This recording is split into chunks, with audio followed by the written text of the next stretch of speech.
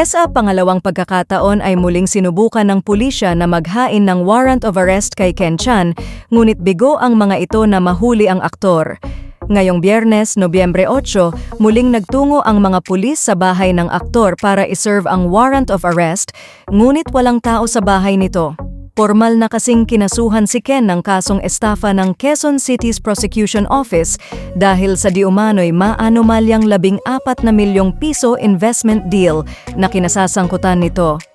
Sa naging panayam ng media sa legal counsels ng complainant na sina Attorney Joseph Noel Estrada at Attorney Maverick Romero ng Estrada at Aquino Law Office, kinumpirma nito na sangkot ang aktor at ang 7 pa nitong co-investors.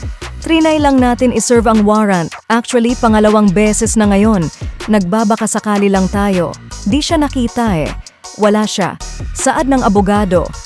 Ang complainant na di umano'y naloko ng grupo ng aktor ay ayaw magpakilala, ngunit inilarawan ito bilang isang lalaking negosyante na nasa edad 44 hanggang 52. Nangako raw si Ken ng profitable investment sa restaurant at iba pang negosyo nang magkausap sila noong 2022.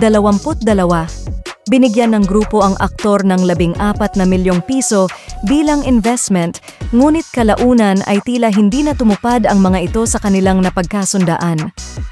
According to the complainant, hiningan siya ng investment ni Ken. Hindi naman sila authorized to solicit investment from the public. Using misrepresentation, fraudulent schemes, nakakuha sila ng pera sa complainant, lahad ni Attorney Estrada. Dagdag pa niya, ang aktor raw ay direktang nakausap ng complainant para sa kanilang deal.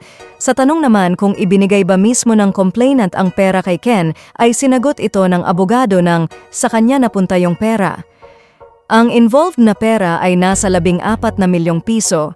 I think base sa complaint, mga 2 bigayan in less than a year, pagpapatuloy pa ng abogado. 2023 pa noong nagsampa ng reklamo ang naturang businessman laban sa grupo nila Ken, ngunit nito lang ito umakyat sa husgado. Sa ngayon ay wala pa silang ideya kung nasaan ang aktor at maging ang 7 pa nitong kasamahan ay hindi pa nakikita. Ngunit nang bisitahin namin ang Instagram page ni Ken ay nagpost pa ito kahapon sa kanyang IG stories at tila nasa ibang bansa ito. May ibinahagi pa itong larawan niya na may caption na "Mindset is everything."